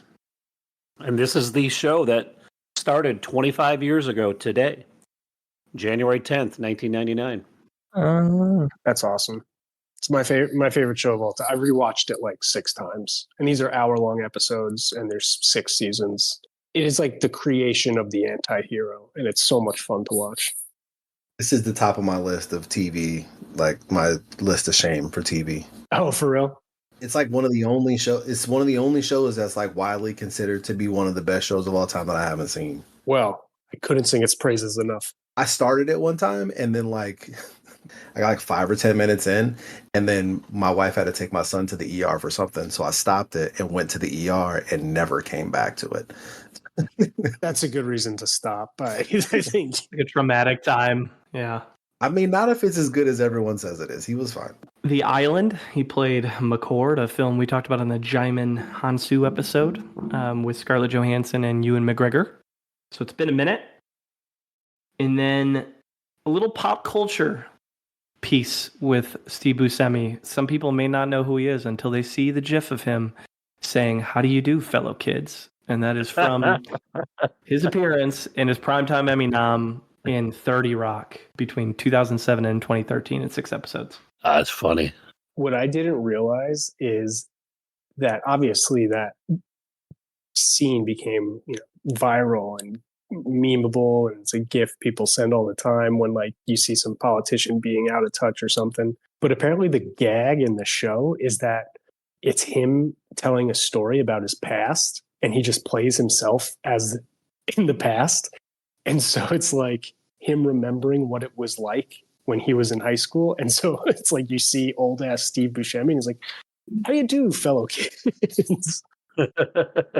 All right, well, let's get the largest audience gap, which is probably what some would consider torture. Aubrey drew this one. Ooh. And it is the 2007 classic that progressive moved the movement for LGBTQ folks everywhere. I Now Pronounce You Chuck and Larry, and he plays Clint. Okay, so let's just get into this. This is a movie where Kevin James plays a firefighter named Larry, he's also a widower, and through some means that I cannot remember, and I swear I was trying to pay attention, he could not get his pension benefits to his kids. And so he decides to exercise a loophole because domestic partnerships allow him to do this. He would switch his pension benefits to his friend, played by Adam Sandler, Chuck, and that way Chuck could take care of his kids. They would start a domestic partnership. To make sure the domestic partnership sticks, when the pension office decides to inquire about their relationship, they decide to go to Canada and get married. It's like a circle. This movie, I think, so this is going to be the nicest thing I say about this movie. It maintains modern value. There's a reason why this movie should exist. And it's for any time you've talked to someone that was under 30 and they don't get it when we say, no, it was a different time back then. This movie is for that, because none of this would happen now. It's the best example because I mean, obviously I work with kids, but I mean, I've also talked to people younger than me and been like, no, you guys don't understand. Like, we used to say that, or this wasn't that big of a deal. Culturally, this is how we did that. This movie is a perfect example of this, because this movie is wrong in all of the ways, in every way. It's just wrong in all of the ways. And it's like, even its like attempt at bringing it together and being like, nah, this isn't that big of a deal. Even that is like ham-fisted and kind of backwards. It's such a bizarre movie. I'm not a huge Adam Sandler fan. That's probably the easiest way to say this is I don't like his comedies very much. I think there's 2 that I like, Click and 50 First Dates. Other than that, I'm kind of out. On that front, this movie isn't that funny. Now, you said that they tried to make Adam Sandler a womanizer and a sex symbol earlier in this podcast. Boy. They do that in this movie. Apparently, every woman in the world wants to have sex with Adam Sandler, which doesn't make any sense. The Ving Rhames stuff is weird. I think it's funny because I appreciate his commitment to it. I do too. Because he gets after it, but it's weird. But it's also one of those things where I like Kevin James. So like just kind of seeing Kevin James do a thing kind of works for me, even though like all the dramatic stuff in here doesn't work at all. But this movie also, there's like several times where I just started laughing out loud because there are bits that are really funny in the midst of just something that I really did not want to continue to keep looking at. I rewatched this and I was like ready to eviscerate it because I remember not liking it when it came out. And then I was like, I bet it aged horrifically. And it did. And it's like, and I can't wait to like crush it. And like there are some parts of it that work and that bothered me more. Where I was like, oh, I do still hate this movie. It's not like a 14. It's like it's bad, but it's not like there are some parts of it that are funny, some parts of it that do work, and then there's other parts that are like, I think this was offensive then, and it's way more offensive now. Where would you fall in the 69-14, Aubrey? 69 for audiences, 14 for critics. It's not a 14. No. It's like 35. I was gonna say like 30-ish, yeah. Like a 30 or 25. Like it's one of those where I could see there be a person who really liked this movie at the time and it wasn't problematic and they still like it because of the nostalgia of it. I kind of get it. Because realistically, once you like strip away that kind of stuff, which is a hard thing to do, but if you strip away that kind of stuff, it's a 2007 like buddy comedy. Like it's kind of silly. So there's an audience for that. There's a bunch of people who probably really love this movie. So it's fine. It's a movie of a time that will never be made again. Yeah. Yep. It's like a time capsule thing. It's a pop culture snapshot of 2007. And for that, I genuinely find it fascinating for that alone. Because like even then, it's not like crazy offensive. Like it goes way over the lines. But if you were to be like, hey, I want you to see this thing so you understood what it was like, people could get through it.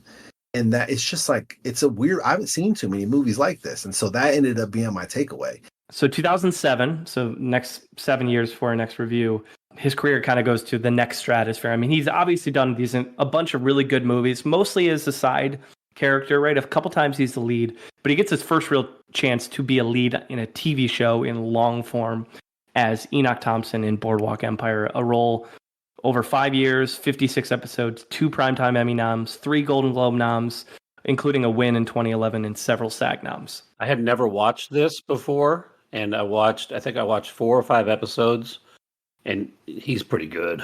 It's pretty fun to watch in this show. Yeah, I'll follow Case there and say I had never watched it. I heard about it, of course, because it kind of came on right after Sopranos ended, and a lot of the actors in this show are actors from The Sopranos. Mm-hmm. One thing I did learn is that it was produced by Martin Scorsese, and the first episode is directed by Martin Scorsese, and it cost $18 million. What? Yeah, what makes this show this expensive is they did not pinch any pennies when it came to creating the set and the time period. So like every episode, every scene is as true as possible to the early 1920s. And I didn't realize that until I was 3 seasons in. And I was like, oh, now I get it. I was like, why was it? Because I thought the show was good, not great. And I remember it winning all these awards. And then I saw the awards it was winning, and it was nominated across the board. But it was winning awards that were like set design, costumes. And I was like, oh, right. And because they crush it with that. When it comes to Buscemi in this, I think I initially didn't understand his role because I was coming into it thinking he was going to be the anti-hero. It doesn't start off that way. It starts off where he's kind of like a openly crooked politician, but he's not a bad guy. And it's more of like a slow burn where he eventually becomes an actual criminal. And so that was like hard for me to kind of adjust to. Yeah, I've never seen it, but I remember how big Boardwalk Empire was. It was an event people would carve out time to watch every week. He dabbled on TV throughout his career, but he had never reached this level of like prominence before Boardwalk. Would some say this is his best performance? The awards would say. I mean, he hasn't been the lead in any projects to this level. No. Like, this show is hinging on him and his performance. I think you're right, Aubrey. It's probably his best performance outside of Con Air. I'd say it's his most important performance, too, to show that he has that in his bag, right? That he can carry a project. That's a great point. Because without it, when you get to Munson Meter time, you're like, great side character and almost everything he's in, memorable, but can he lead a project more than a season, right? Yeah, he can. Yeah. And this one hit in all the ways. Like, it was critically acclaimed and a lot of people watched it. Mm-hmm. And the best thing about it, since it takes place in a different era, it still holds up. Yeah. I mean, you could watch this today just as anybody did 15 years ago. Not many people still around who live then, you know. We never actually talked about Buscemi's character, and I now pronounce you Chuck and Larry, which is criminal if we're going to have a conversation. Oh, because his character is not huge in it. He plays the inspector who comes in to make sure that they're a gay couple. And I will never forget the scene because he just pops in. He's super sassy. He does something ridiculous and he bounces out. But the one time he takes the basketball and just chucks it, and then just cut to it like landing on this black family's like grill and just destroying their dinner. Because he's the one going through their trash. He's like basically telling them their trash isn't gay enough for them to be convincing as a couple. His mentality is perfect for that type of character they wrote for him, but he's obviously not a huge part of the story. And he leans all the way into it. Like, he goes all the way. Oh, yeah. As soon as you see him, you don't like him. And he's weird and squirmy. Like, you just...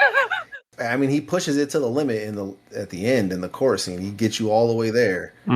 This is one of the many reasons why I appreciate character actors.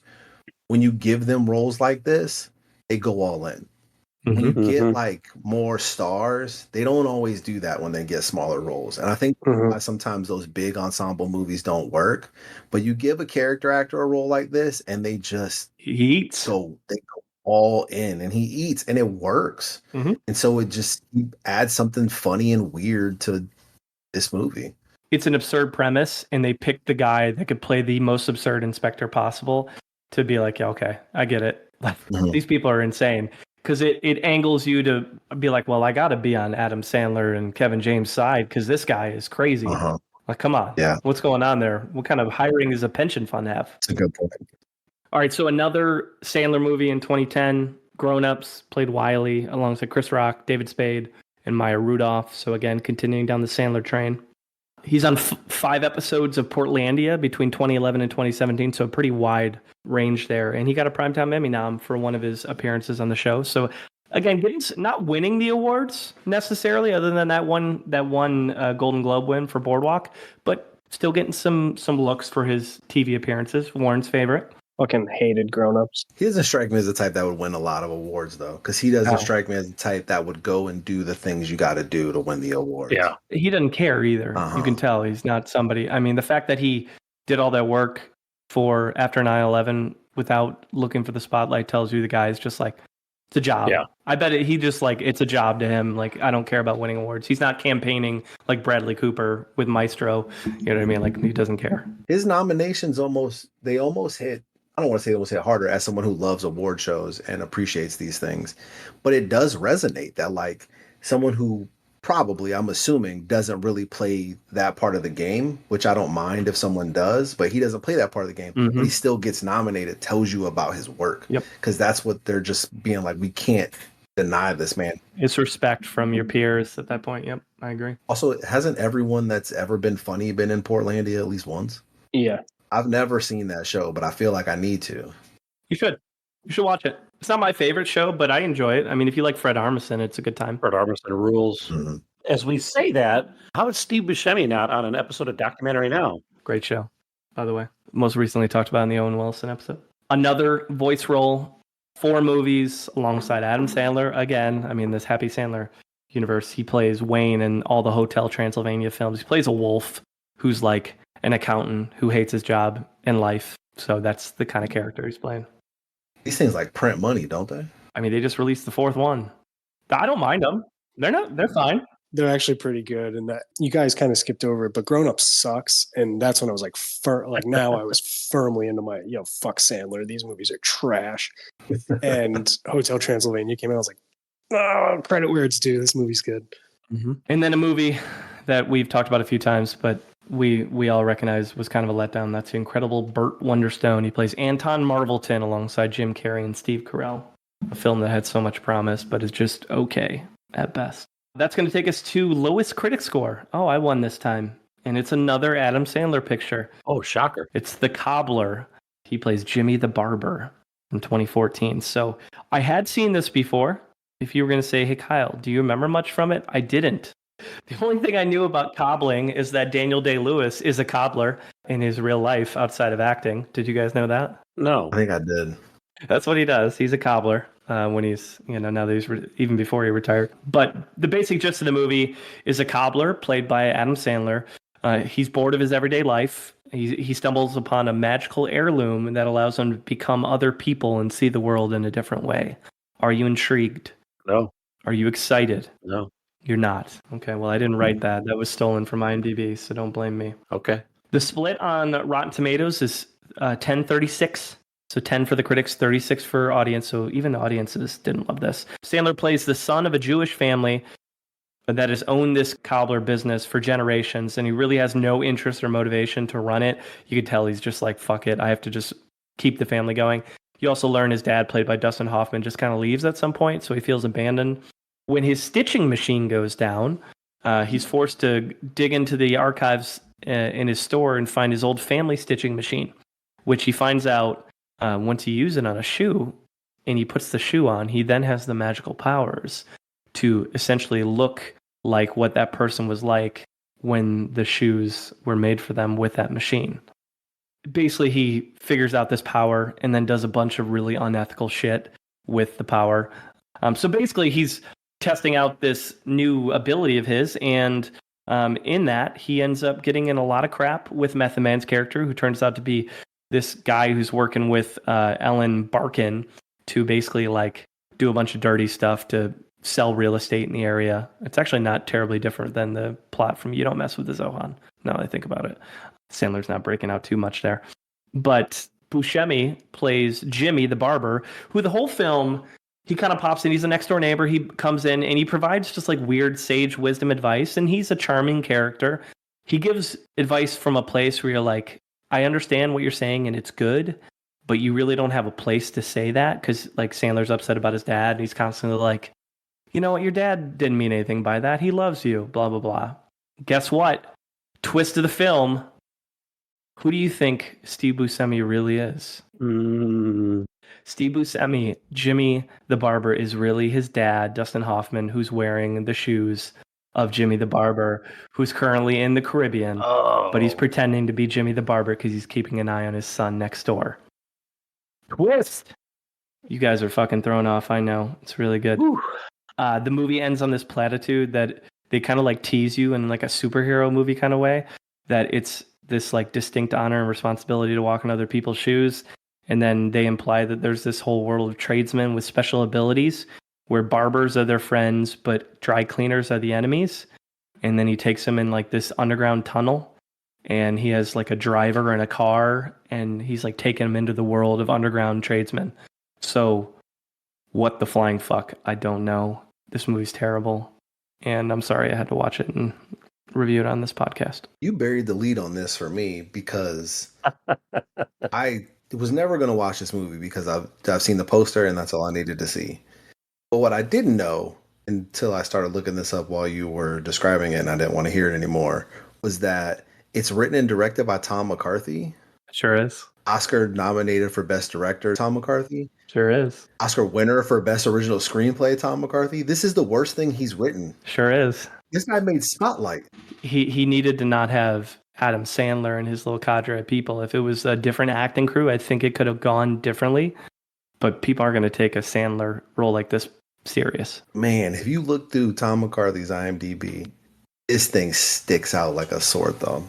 I will say Buscemi is lovely in the scenes he's in, because he's a calming, sage wisdom advice character, and he plays it well. But it's all a ruse, because it's really not him, it's Dustin Hoffman. Speaking of terrible movies, The Ridiculous Six, he plays Doc alongside Danny Trejo, one of the worst movies that we've ever seen on this podcast. Oh, it is. What Taylor Lautner is doing on screen is an abomination to all humans ever. I'll never watch this movie.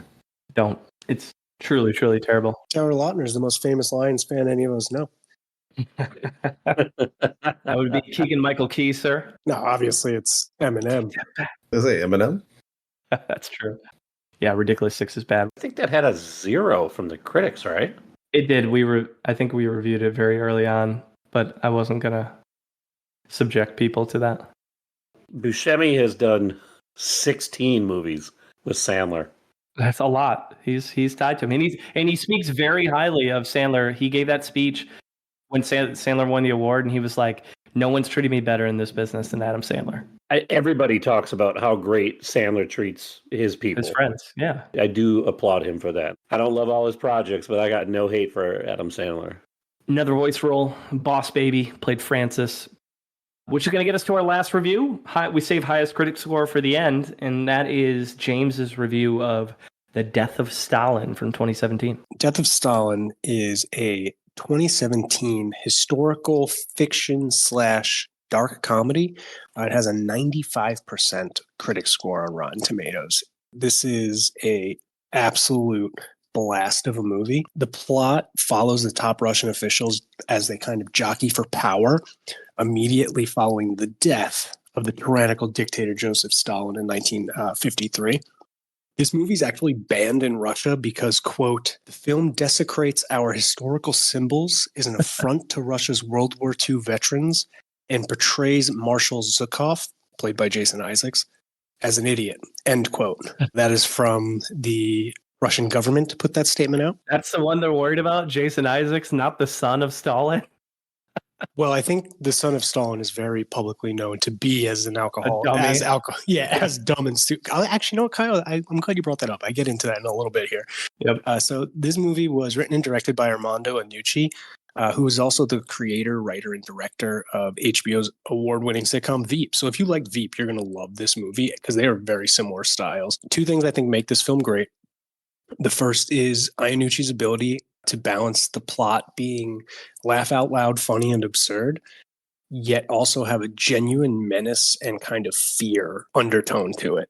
It's hard to describe, but neither of these aspects kind of like lessen the impact of the other, and I think actually kind of enhance the tone of the movie and the punchlines of the comedy. It is very clear that everyone here is afraid for their lives and that they should be. Yet you are laughing the entire time. The second thing I think that makes this film great is similar to Veep, it has an absolutely outstanding ensemble cast of nothing but character actors. So Buscemi, Jeffrey Tambor, Simon Russell Beale, Patty Considine, Jason Isaacs, Rupert Friend, Olga Kurylenko, and that's just to name a few. Like I could keep going. There's a bunch of little side plots that are hysterical, but you could tell there's a genuine chemistry amongst the cast, and they improvise the comments and the jokes that they make at each other's expense. I'm actually going to stop now because I love this movie, and I know a lot of you guys did as well, and I want to hear your thoughts. So I'll finish by saying that if you haven't seen this movie, I couldn't recommend it more. And at a minimum, you should watch the opening scene. If you like the opening scene, you'll love the movie because that is the exact same style and tone for the rest of the film. I watched it with my wife the first time a few years back, and it was a hard sell because it is about a dark, heavy topic. And 10 minutes in, you're like, no, I'm going to fucking love it. And my wife was like dying laughing. So I'll give it up to you guys. And then, Kyle, I actually have an interesting fact about Stalin's son that I think you'll like. I will go on the record and say this. This was my favorite movie of 2017. I adore this film. I love Iannucci's political satire. Just the combo of how they take something that actually happened and is so heavy, and they make it feel like a slapstick comedy, but buried in some really dark shit. Like, it just never lacks pure entertainment. And Buscemi is fantastic in this movie because his character, the character he plays, comes out essentially on top of all of it when it's all said and done, until they tell you that a couple of years later he's taken out, and they pan the camera to the guy who upheaves him a few years later. So they don't even let you rest there. It's a awesome film, and I can't recommend it enough. Yeah, so he plays Nikita Khrushchev. One of the funny things of the movie is Iannucci doesn't ask any of the actors to change their accents at all. So he has his Brooklyn accent, and Simon Russell Beale has his English accent, and Jason Isaacs has his real English accent. And this is all in Russia. And when you see the words, they're in English, but they're in like a Russian font. So like no attempt to make it seem like these people are speaking Russian. And what makes it funny is he did that so that they'd be comfortable riffing with one another. He's like, I don't want you to focus on your accents. He's like, I want you to focus on improving jokes. There's a scene where someone refuses to do something for Stalin. And he's like, you know, he's going to kill you, right? And the person's like, I believe in my faith and I'm confident in everlasting life. I'm willing to die for everlasting life. And Buscemi's like, who the fuck in their right mind would want everlasting life? Ugh. The endless conversation, awful. It's so fucking funny. Two of the more absurd scenes in the movie actually happened in real life, and that made it even funnier to me. The first one is the opening scene is a real thing that happened. In the opening scene, they're at a concert hall, and the concert ends, and then the director of the concert gets a call saying Stalin wants a recording of it. Yeah. And he starts freaking the fuck out because, like, it's over and they didn't record it. And so the movie differs a little bit, but in real life, that actually happened. They just couldn't get the audience to come back in the venue. And instead of 2 conductors, they actually had 3 in real life. The first one was afraid to put his name on it because he didn't think it would sound good. And he was afraid he'd get killed for how poor it would sound with no one there. The second person they called showed up wasted drunk, again, out of fear. And so they had to have a third one. And when Iannucci read that story, he felt like that was too unbelievable. And that's actually what happened. The second scene that blew my mind that's real was going back to what you mentioned about Stalin's son. When they introduce him, he's drunk at hockey practice and he's yelling at the coach and he's like talking about how shitty the hockey team is. And he's like, it's like, why, make these guys play better. He's like, well, these are the best I could do since the plane crash. And his son's like, what plane crash? There was never a plane crash. Well, he's like, Soviet planes don't crash. And Stalin's son does not fuck up. And like, he's like trying to dead the conversation. And I looked it up and it's a true story. There was a plane crash in the 1950s of the Soviet Air Force ice hockey team. The team doctor and trainer all died at the same time. And Stalin's son was the team's like owner/manager. And he ordered the plane to take off in an ice storm and it crashed and they all died. And in fearing this news, they just went out and got like people off the street to play for their hockey team. And they got waxed before anyone put it together that it's like, where are all the players? What's going on? It's a true story, bro. I was blown away. Please do check it out. To round it out, a couple more. He's got a lot in here, but the 2 big ones to note, I don't even know if it's big, but Lean on Pete was a movie that came out in 2017. Another good, like, smaller indie flick. He plays Dell. He's a really grounded force for this kid who's getting into, like, taking care of horses. And he's just a really sweet, endearing character in that film, so I always highly recommend it when I see it somewhere. And then King of Staten Island, he plays a firefighter. He's, like, one of the firefighters alongside Bill Burr, I believe. He's the chief. He's the chief. That's right. Yeah. So going back to his firefighter roots in the movie with Pete Davidson and Bill Burr, it's really about those 2, but he's in his bag in that one. So yes, he is the chief. And there is a scene where Pete Davidson has like an actually interesting rant about firefighters because clearly Pete Davidson has like experience with it. Oh, at the hockey game, and he's talking about his dad leaving him. He's like, everyone looks at you as heroes, and I just look at you as like a bunch of fucking dude bros who just want to hang out and get drunk with your buddies and like you're adrenaline junkies and you don't care who like gets hurt because you're just chasing the next thrill. And I was like, damn, I'd never heard that before. And Buscemi looks at him and Pete Davidson's wearing a shirt that has like a bunch of smiley faces on it. And he goes, why don't you just like be like your t-shirt and just smile? And Pete Davidson goes from like being furious and he looks down and he goes, all right, that's kind of funny, but I'm still upset. Definitely worth checking out too. It's a good flick, I think, in my humble opinion.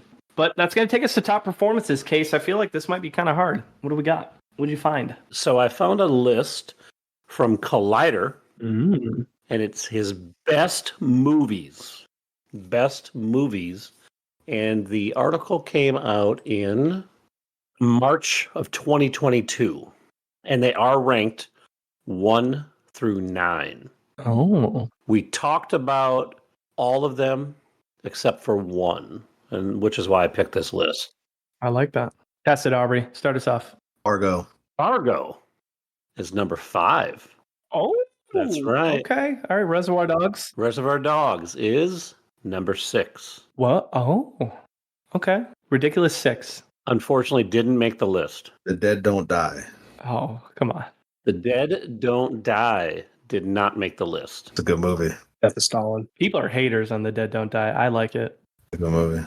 We didn't really talk about the movies that he's in that have dead in the title, because he's also in Dead Man, which is a good movie too, but I don't think that's on that list. No. Death of Stalin. Yeah. Death of Stalin is number 7. This is a tough list because the movies that I really like him in are not necessarily good movies. Well, you never know. All right, Con Air. Con Air is number 8. Ah! Nice. Lean on Pete. Lean on Pete is not on the list. Barton Fink. Barton Fink is not on the list. Okay. Big Lebowski. Yeah, it's got to be on there. Big Lebowski is number 3. Okay. So we have a name. We have a name 1 or 2, have we? Armageddon. Armageddon is not on the list. It's no shock. All right, give me Miller's Crossing. Miller's Crossing is not on the list. Wow. Fail. It's a tough list. When we go over the one we didn't cover, I'm going to read you why I picked it. Okay. Monsters, Inc. Monsters, Inc. is not on the list. Jeez. He's in a lot of good movies. I mean, I think that's what I'm learning. You guys are missing a really obvious one. And then, 3 of them I think Kyle mainly talked about. All right, so Trees Lounge is on there then, is what I'm hearing.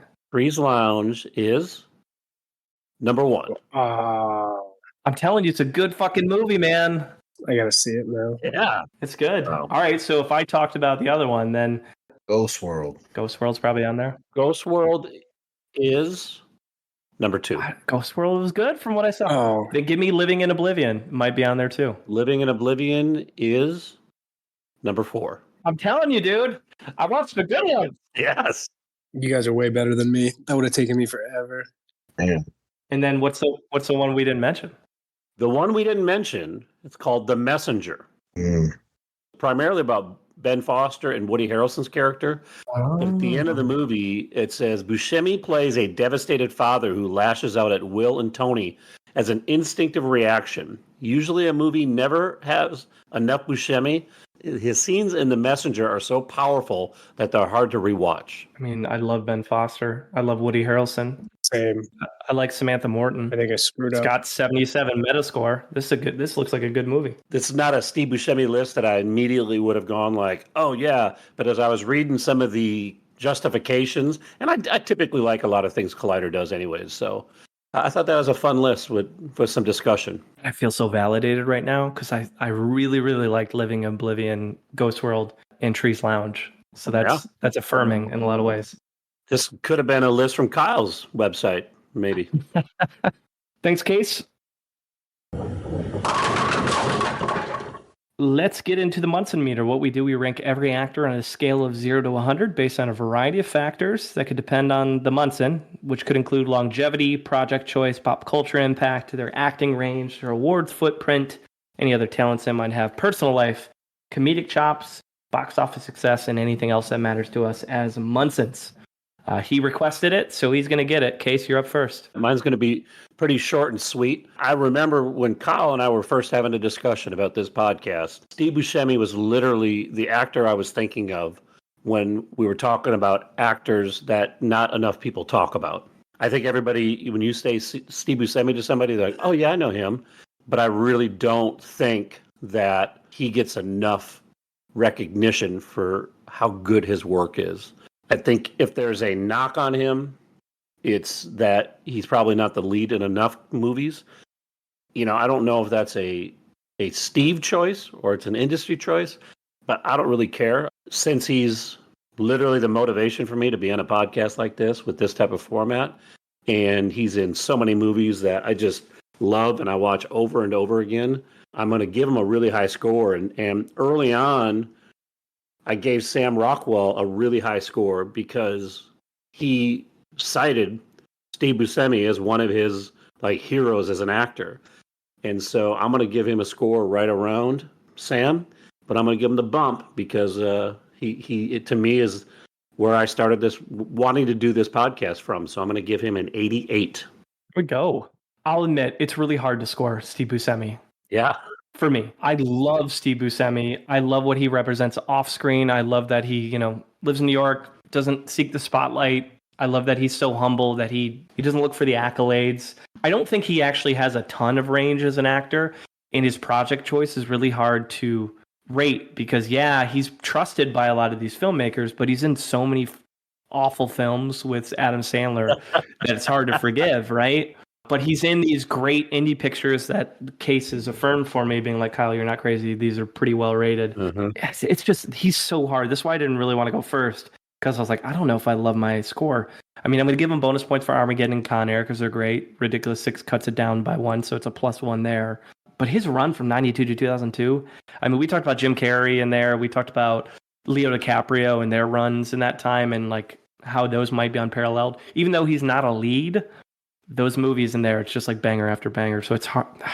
He's just really hard for me to rate, despite being just a really fun character actor in so many different projects. So I'm going to stick to my score. Case, your 88 is inspiring and I love it, but I'm going to stick to my 76 that I had carved out. We don't score shame around here. You know that as well as anybody. There's no score shaming, no kink shaming. We don't do either of those. Of course, I think your score is shit, but you know. James, let's see if his score's shit. I wanted to wait to correct you guys on this, but Steve Buscemi, as you've been saying it, it's actually Buscemi. He is a nice Italian boy from Long Island. And the reason why I waited to correct you guys on this is because he actually went by Steve Buscemi for the majority of his life until he went to Sicily and met his family and realized he's been pronouncing his name wrong his entire life. And it's actually Buscemi. So if you guys could just show some respect to the motherland and pronounce his name correctly moving forward, I'd really appreciate it. James, I respectfully disagree because I've seen that video twice now, and he said that it's either Buscemi or Buscemi, is what he said you're supposed to say. He said Buscemi, he just doesn't correct people. It sounds like you are discounting his Italian heritage. That's between you and the people who are going to cancel you, not me. God. Yeah. Me and God. Yeah. I respectfully disagree with you in regards to his range. I think he is one of, if not the greatest character actor. When you see him, you go, that's Steve Buscemi. He is incredibly noticeable. He has a very unique look, non-traditional actor look for an actor, and he can play slimy, he could play dark, he could play charming, he could play zany, insanely funny. I think the only thing I don't think I've seen him play at this point is a love interest, and it sounds like I missed out on a movie where he was a love interest that was great. And so my score might be higher if I had seen that. And then he's a great guy. Like, everything you learn about him is he's just like a good person. He's in Con Air, Fargo, Reservoir Dogs. These are all classics. Sopranos is my favorite show of all time. And I finally watched Broadwalk Empire, where he is the lead, which was the one thing that I was holding against him, is that he didn't have enough lead roles, and he is the lead for 5 seasons. The only thing I kind of knock on him is he hasn't gotten the award love. Maybe it's politicking, maybe it's the roles he chooses, but I'm excited to see him become more prominent of an actor in the later stages of his career now that people fully kind of respect who he is. I'm going to give him an 84. I will bump up my score to a 78 based on your description of his range, James, because I don't disagree. You're just pandering. There's no 8 in front of that score. Don't get too antsy. No, he feels bad about being disrespectful to Italians is what I'm getting at here. That is 100% it, yes. Aubrey, round us out. I agree with you, Kyle, that this is tough. Character actors are always hard to kind of place in this. Yeah. Because it's range. There's range in project choice. There's range in what he's doing. But sometimes when you're talking about range, you're looking at things from a leading person, a person who's doing it over the course of a longer film. And so when a character actor is doing a small bit part in different things, the range kind of comes across a little bit differently. The thing that I consistently think about when I see these movies and I hear these conversations is he can just kind of do whatever he's asked to do. He's like a really good, solid actor. I wish I would seen Boardwalk Empire. That might change my score because apparently that is his performance where he shows everything. The quality of his work as a character actor and the range of projects that he's been a part of and the things that he's done, he's super memorable. I can recognize him easily. I'm excited every time I see him, and I know he's going to do something interesting. Somewhere kind of in the middle, you guys. I got him at an 80. For a world where people are constantly augmenting their faces and their bodies to look a certain way, he's made it very clear he's never fixing his teeth. It's part of his brand, and that is not a glamorous thing in any stretch of the imagination. And I respect the shit out of that. All right. With that gives Steve Buscemi / depending on your proclivity and appreciation for Italian culture, that gives him an 82.5, which puts him in 22nd place between Bryan Cranston and Sam Rockwell. So just above the OG, slightly above. Maybe that extra point you gave him really just put him over the top of Rockwell. That's fitting. That's great company. Oh, man. Yeah.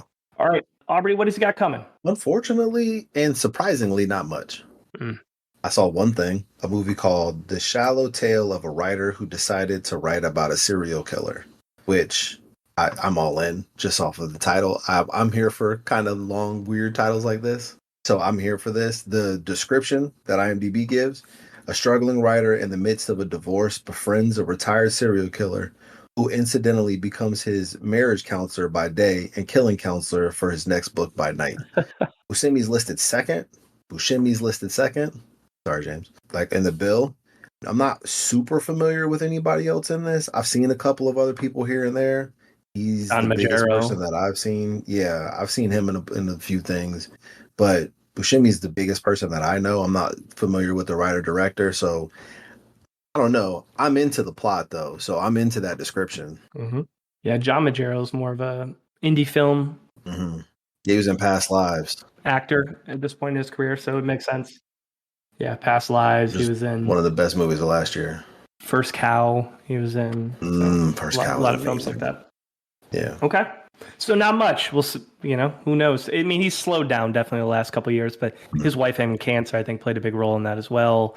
Who knows? He probably doesn't have quite the bug that he once had to like do all the things. I mean, I'm sure he's pretty comfortable at this point in his career. Yeah. That many projects. Do you think his career arc is going to shift more into him being behind the camera more?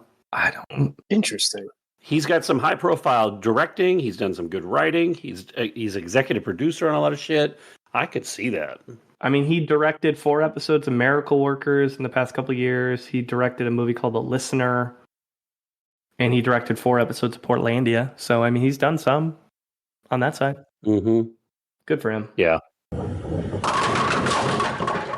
Next podcast is going to hit on February 8th. We're bringing back Corey Wallace, one of our favorites. He was here previously for Natasha Lyonne, Aubrey Plaza, and Dakota Johnson. The Wheel selected one of these 5 actors. She chose to come hang out with us for this actor. So the options are James McAvoy, Lucy Liu, Eliza Dushku, Thomas Jane, and Ewan Bremner. What do we like, dislike? James McAvoy. Jamie M? James McAvoy. I don't think I'd enjoy Thomas Jane. I can only think of like 1 or 2 movies of his that I liked. I think we'd be watching a lot of bad action movies. Punisher. Yeah. Yep. And like the Punisher movie he was in wasn't that good. No, but he enjoyed his role on Hung. He leaned into that character. Yeah, so would I. He's in Jackie, right? But no, he's not Jackie. What's the one he's 61. 61. Yeah. With Barry Pepper. Yeah, but no, it needs to be Thomas Jane. I forgot he's in the greatest movie of all time. Con Air? He wasn't in Con Air. Oh, he is in Deep Blue Sea. He is in Deep Blue Sea. He is in Deep Blue Sea. Deep Blue Sea is my Con Air case, and it's the greatest movie of all time. That's good. So it needs to be Thomas Jane. He's in Boogie Nights. He's in The Thin Red Line and The Mist.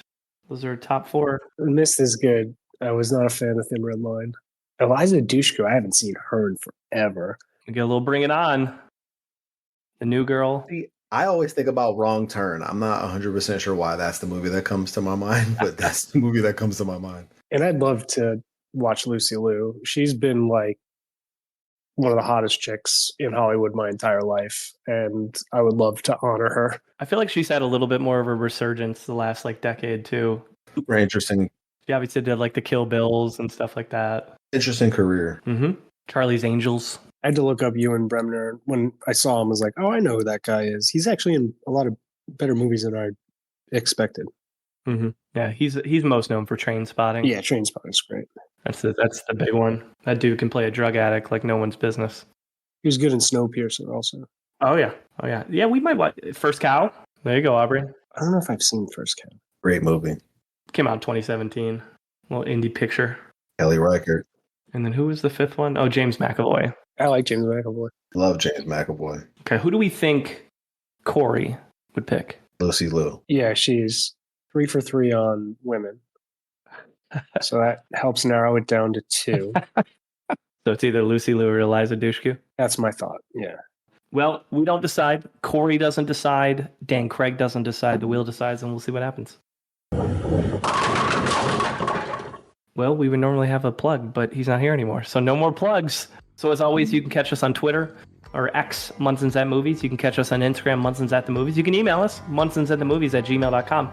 Any final thoughts from Steve Buscemi? I guess you think you're, like an authority figure? That stupid fucking uniform, huh, buddy? King clip-on tie there, big fucking man, huh? These are the limits of your life, man. Is that a piece of shit? Munsons out.